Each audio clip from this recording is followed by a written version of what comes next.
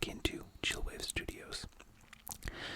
If you haven't met me before, I am Dr. Chillwavian, one of the clinical leads and head researcher at the Center for Excellence in Pokémon Veterinary Medicine here in Palet Town. The reason for my visit today is that there is a very excellent learning opportunity at arm's reach for us, and so I thought this might be an excellent chance to share with you some very important facts and details about Snorlax, and particularly the Snorlax who is dealing with some health struggles. So we will begin very shortly. I would first like to bring a bit of attention to a story that I think will be helpful to inform today's session. I was covering a call at a local emergency department in Palet Town for Pokémon Veterinary Emergencies when we received a call from the field about a Snorlax that was quite overweight and appeared to be snoring and having difficulty breathing. We attended to the scene and saw that this Snorlax belonged to a local trainer who had been expressing some concern for some time about this. Our outpatient clinic had been following for a while. However, at times, a bit more hands-on approach is required. Our local sleep wellness clinic in Kanto is a wonderful center that provides sleep care, sleep study analysis, and dream analysis for Pokemon of various types. As you know, Snorlax is a normal type, and Snorlax spends a significant amount of time sleeping. And so, because of that, Snorlax represent a large proportion of our patients. We also see Komala, we see Slakoth, we see a numerous amount of Pokemon who are typically found sleeping. We were of course able to then urgently get this Snorlax into our sleep wellness clinic for a sleep study. And that, my friends, is what brings us to today. There are numerous educational opportunities presented when obtaining a sleep study analysis from a Snorlax. The Snorlax in question is dealing with some issues around excessive weight, excessive snoring, and some impacts that could lead to long-term chronic changes that are maladaptive for the Snorlax. And of course, we take Snorlax preservation and conservation very seriously at the Center for Excellence in Pokémon Veterinary Medicine. So I'm delighted to bring this to you today. We'll be performing a sleep analysis study on this Snorlax and sharing our results with you at once. I feel it prudent, however, before proceeding with the analysis, to provide some background information on Snorlax in general. As you may know, Snorlax are very large, blue-green mammalian Pokemon. They have a cream-colored face, chest, and hands. They have two large frontal canine teeth extruding from the lower mandible. They are normal type. They evolve from Munchlax. They are quite large and spend the vast majority of their time sleeping, waking only to eat. And Snorlax can certainly eat. Snorlax are known to eat between 880 to 900 pounds of material per day. This, of course, leads to their massive size, and we are routinely called to help clear away a Snorlax who is obstructing a path or bridge. They're typically found in mountains, typically found in forests, and they've become a great friend to us at the Center for Clinical Excellence in Pokémon Veterinary Medicine. So, I feel we should begin our assessment by first meeting our patient. Let me see here. We were able to spare two Chansey to help today with our assessment. Chansey, what are you doing over there? Chansey, yeah. Thank you. Could you bring me that Pokeball? Not that one. No, that's this. No, that's the Slakoth. That one. Yes. Perfect. And thank you. Brilliant. This Pokeball contains none other than the Snorlax of choice. And of course, whenever we receive patients who are owned by trainers, they often come in a Pokeball. This is also true of Pokemon that we would catch as a result of some issues in the community, an injury, or some other reason requiring their rehabilitation or medical care. So this is our Snorlax that we are going to release here today, and I'm delighted to introduce you to Snorlax. Now, unfortunately, unfortunately, because of the nature of Chillwave Studios, we weren't able to really set up the examination table back here, so Snorlax will be, unfortunately, on the other side of the camera. But we will keep you updated, and we will keep you informed, and we will allow you to be a part of the clinical examination as well as the sleep study analysis. And we will show you rhythm strips and other different interesting things that will help you to understand what this Snorlax is going through. So let's go ahead and release this Pokemon. So let's see here. Out of the way there, Chansey. Okay, and let's go. Pokeball, go. Amazing.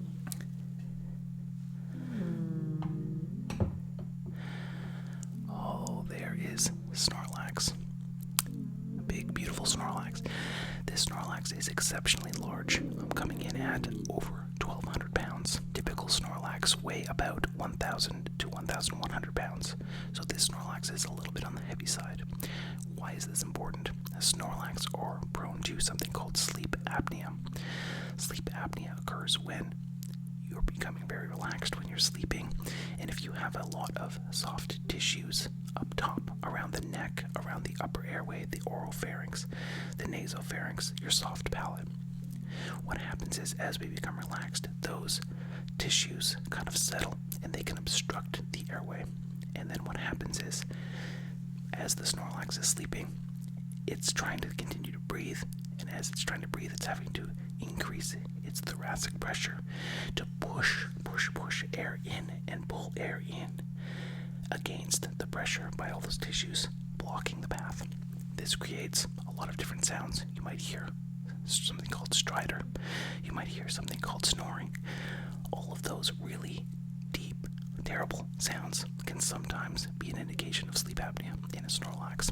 And so we're going to be demonstrating that today. Now I'm a little concerned that Snorlax is going to fall asleep before we get our electrodes and probes and baseline studies done. So I think we need to do some basic physical exam maneuvers. Now we're going to start with our cardiac and respiratory examination. So I have built in a component on my stethoscope to allow you to hear what I can hear, which should be very interesting. All right, big guy, lean in close. Okay. All right, good heart sounds. Very good heart sounds. Very normal heart sounds. That's excellent. Let's listen to Snorlax's respirations. Good respirations. Very happy with that. Normal sounding respirations, which is excellent. And lastly, let's listen to the gastric sounds.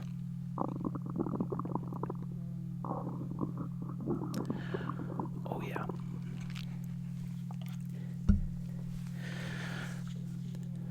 That's what I would call an active digestive tract. Let's take some baseline readings.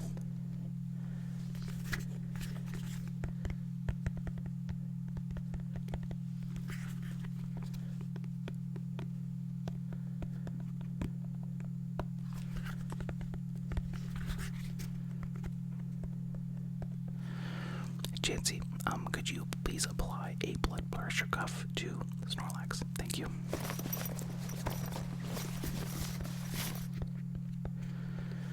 Alright. Temperature reading to start. Brilliant. 37.1.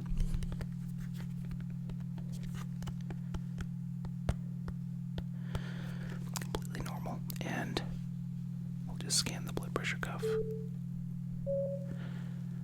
Good. 121 over 80. Normal.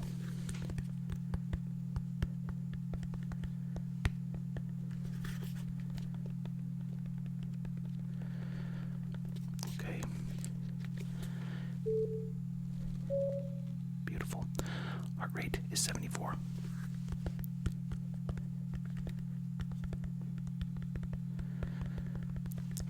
respirations are coming in at 22.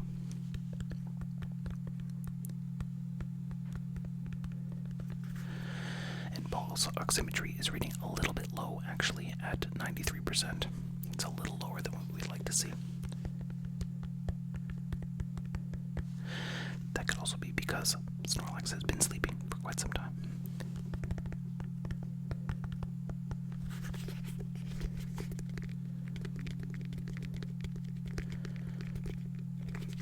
Just trying to make sure the battery in this thing is still active.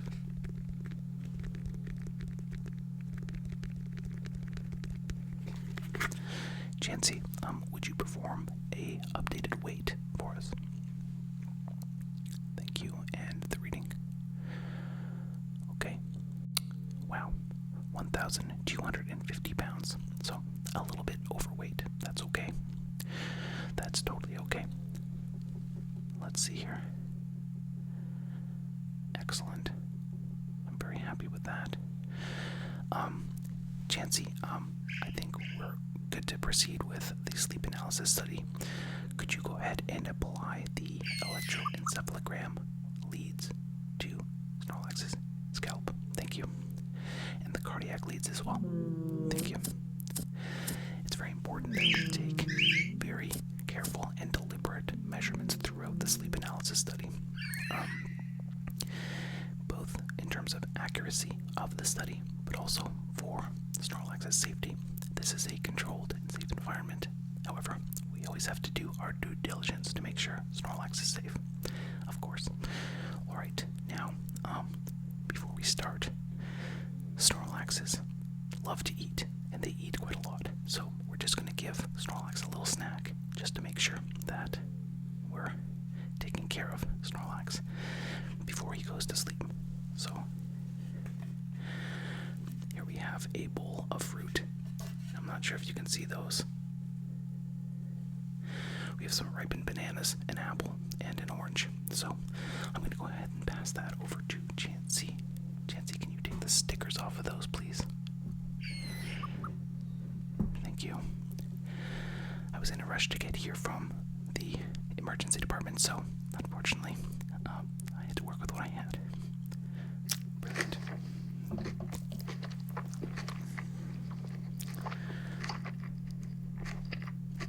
Fantastic. Just making some final adjustments to the spectrophotometer. Good.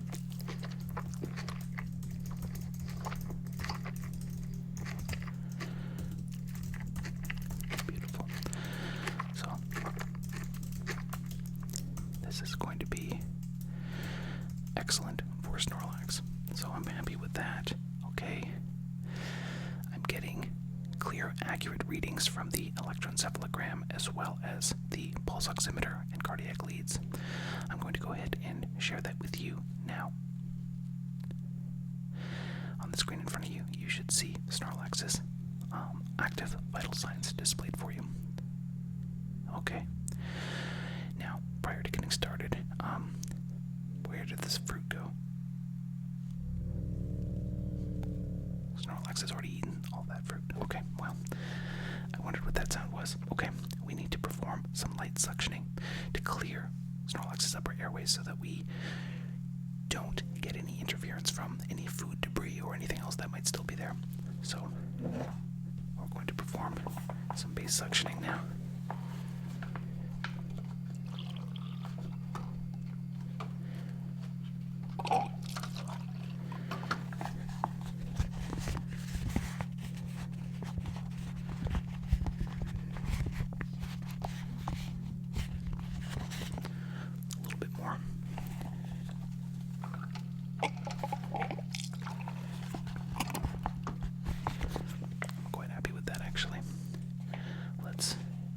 Specimen, and we'll send it for analysis as well. There it is. That's everything that we got. A fairly normal nasal and oropharyngeal mucoid mixture, typical of what we would see from a Snorlax.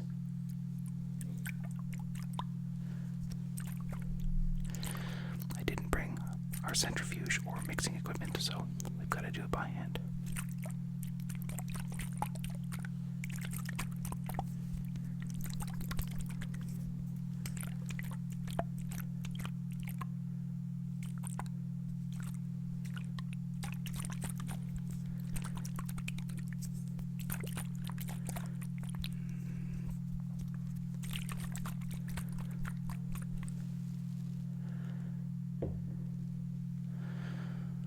Alright, now I would like, Chansey, if you don't mind, to dim the lights so that we can create an accommodating space for Snorlax to rest. Let's do that now. Excellent. That should be appropriate lighting for Snorlax to get a good, meaningful rest. Now, in order to assist with entering deep sleep and to continue on with our assessment, we need to provide a soft and gentle melody. Chansey, could you, yes, thank you, Chansey. Could you please initiate Lullaby 1214? Thank you. Very good. Okay, Snorlax, you've been an excellent patient so far. It's time to go to sleep. Rest your head. That's it. Nice deep breaths. And good night.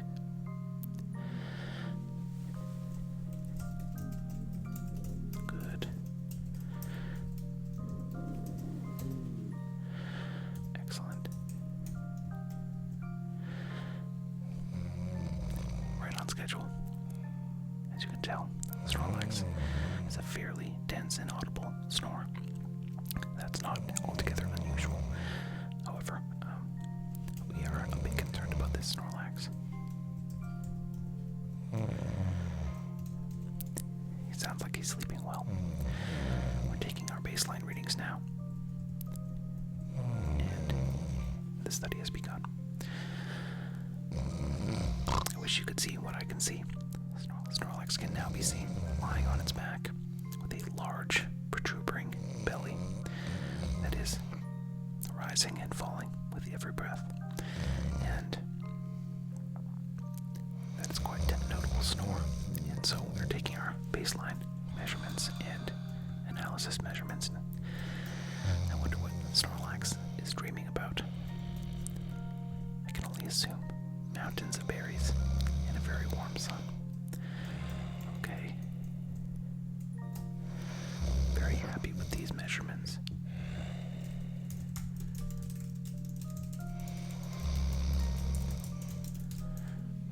Perfect.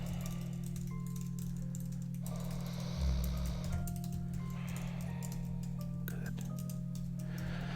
Alright, so one thing that's important to note is that the oxygen saturation has decreased somewhat with the snoring. That's a bit of concerning findings. Otherwise, vitally, Snorlax is holding stable. I'm not sure if you can see on your monitor, but I'm seeing initially good theta wave activity, but also now marked delta wave activity. We are entering deep sleep.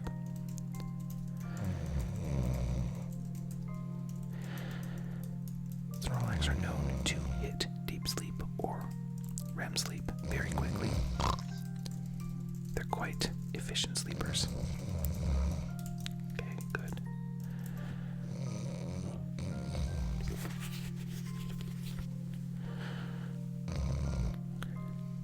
Temperature holding steady.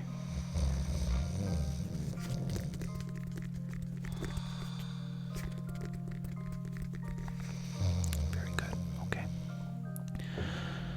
So we're in REM sleep now, and excellent details coming through. Okay. I mean, already from what I can see, we have sufficient evidence here to diagnose sleep apnea. I would say this is moderate sleep apnea, given the thresholds that we're seeing. And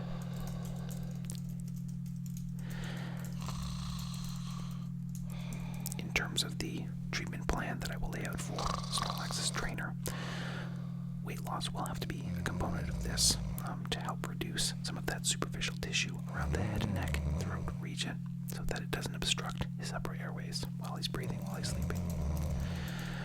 And so, at the Center for Excellence in Pokemon Veterinary Medicine, we have a dietitian for Pokemon that works very closely with the Sleep Wellness Center in Kanto. And so, we will make sure we request a consultation from them. In addition, on the journey towards weight loss for this Snorlax, we will also be crafting a device that will help Snorlax to overcome those upper airway pressures. In the human world, it's called a CPAP device.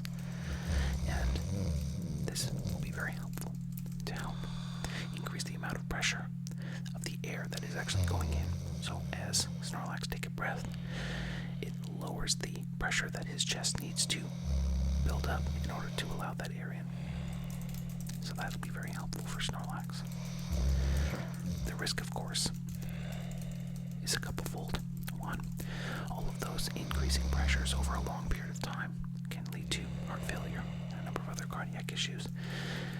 The other thing is, with his consistent desaturations in his oxygen saturation, he will not have sufficient oxygen to perfuse his tissues.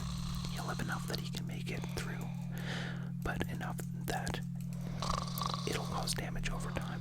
And given how often Snorlax sleep 20 plus hours a day is fairly typical for Snorlax, that could be problematic. Alright. No chance that we can just let him sleep for now. He's resting so soundly, I wouldn't want to interrupt him. Okay. Chansey, would you back that up to bring to the lab? Thank you. Perfect. Okay. So thank you so much for joining today for the Snorlax sleep study. We've gotten some very good data here on this Snorlax. We've created a file at our urgent care center, and of course we'll be continuing to follow this Snorlax's progress in the community. It'll be very important to book Snorlax in for follow-up and regular checkups. Snorlax will be seen by our Pokemon dietitian as well to construct a plan that perhaps is more conducive of weight loss in this Snorlax. We'll also be providing a sleep CPAP device for this Snorlax to assist on this journey. We'll of course be providing all this information to his trainer, and we'll keep a close eye on him. I want to thank you so much for joining for today's session. My feeling is that this is a very helpful demonstration, and it's good to have an understanding of the health issues that can impact Pokemon who sleep a predominant amount of time. We see oftentimes Jigglypuff, Kamala, Slakoth, Snorlax regularly, and so if you are a trainer of one of these Pokemon, if you have any concerns, don't hesitate to stop by the Emergency Department at the Center for Excellence in Pokemon Veterinary Medicine. We also have significant volunteer opportunities, so if you would like to get involved, don't hesitate to reach out. And I would like to once again thank Chillwave ASMR for inviting me back into the studio to provide this educational demonstration. I hope you have a lovely day, and we'll see you